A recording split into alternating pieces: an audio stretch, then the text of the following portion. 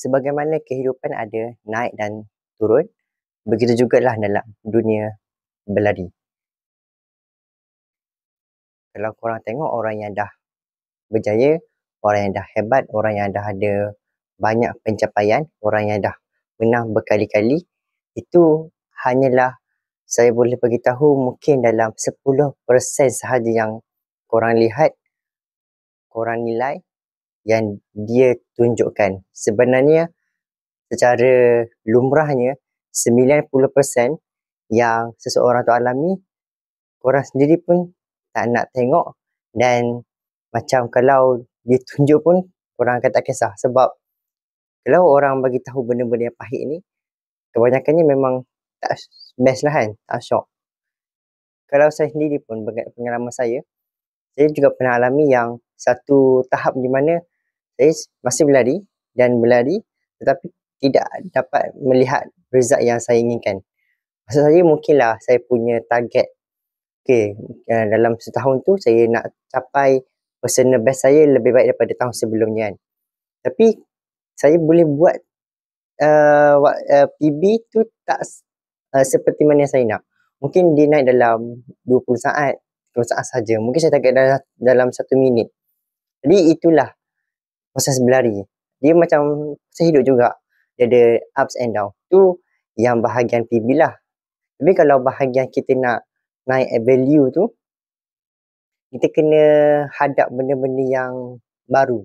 Kalau kita still ada kawan yang sama je ataupun kita still ada ilmu yang sama je, kita tak boleh nak berkembang, kita tak boleh nak bertahu yang mungkin kalau aku berkawan dengan orang ni, aku akan dapat ilmu baru. Itulah yang kita nak tanam supaya dalam berlari ni bukanlah semata-mata kita bersukan. So kita juga bersosial. Maksud saya kalau korang ada peluang untuk jumpa orang yang lebih hebat, orang yang dah berjaya, dia akan tahu dan dia akan nilai sebaik mungkin macam mana pergerakan korang ni ataupun journey korang tu supaya mencapai kejayaan atau mencapai kemenangan tu dengan lebih mudah lah kan.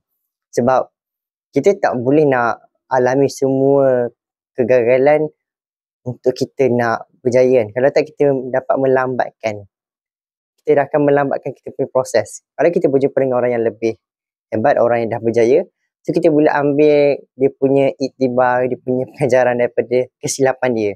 Sebab orang yang bijak adalah orang yang mengambil kesilapan diri sendiri dan belajar daripada kesilapan orang. Sebab itulah kalau orang-orang yang nak berjaya cepat ni, dia perlu satu shortcut, iaitu dia perlu berkawan dengan orang. Itu, tapi kepahitan dia, sebab bila kita berjumpa dengan ramai orang ni, kita akan kena belajar cara berkomunikasi, cara negotiation dan sebagainya lah.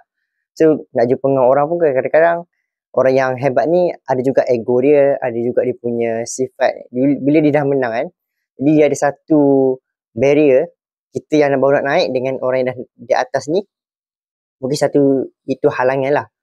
Kalau pengalaman saya juga, kalau saya training dengan orang yang dah menang ni, dia punya training pun bukan biasa-biasa lah.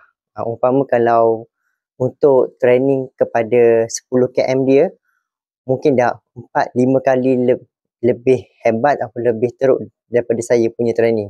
So itulah bila kita nak naik level tu, kita nak capai proses tu, nak hadap proses tu agak pahit lah kan. Sebab mungkinlah time kita rasa macam kita dah okey. Tapi bila kita berpindah kepada kawasan lain, kita akan berpindah ke kelompok lain, kita akan jatuh balik ataupun kita akan berada di bawah balik. Jadi kita tak sentiasa berada di atas lah. Kalau journey sebagai seorang non-distance kan, kalau korang tengok daripada secara lebih besar, korang akan alami beberapa fasa lah. Terutamanya fasa yang korang tak rasa hidup korang ni ataupun korang punya proses tu tak bergerak.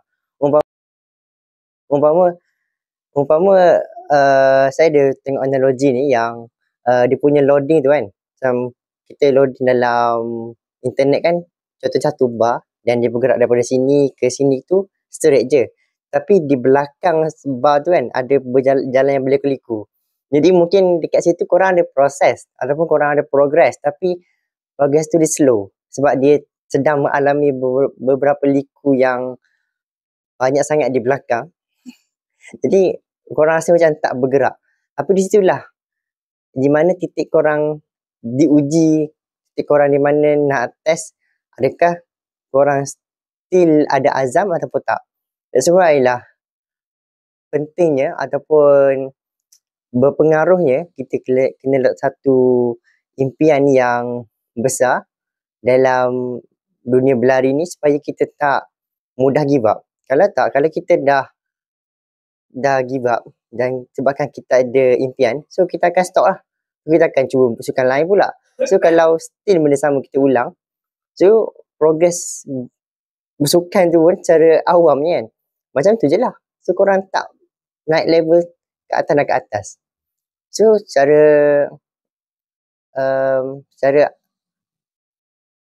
So secara ringkasnya, proses korang ni dia akan mengalami beberapa fasa yang korang kena standby. That's why lah kita training berlari ni bukan semata-mata untuk menjadi kuat luaran, tapi menjadi seorang yang bijak lah.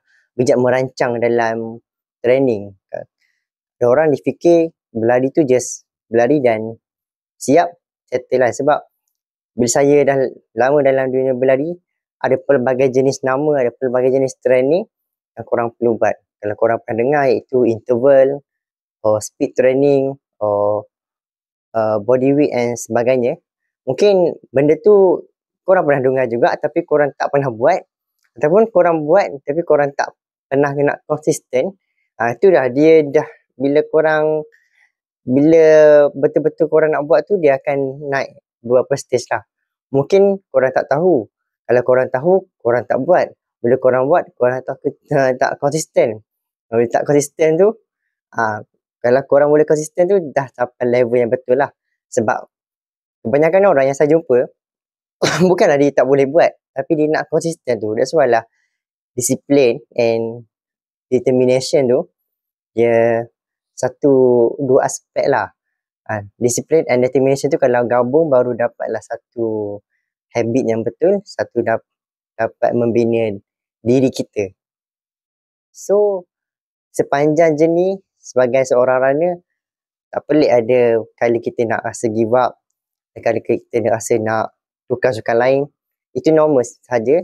Cuma macam mana kita nak counter balik perasaan tu, macam mana kita nak comeback daripada sifat tersebut.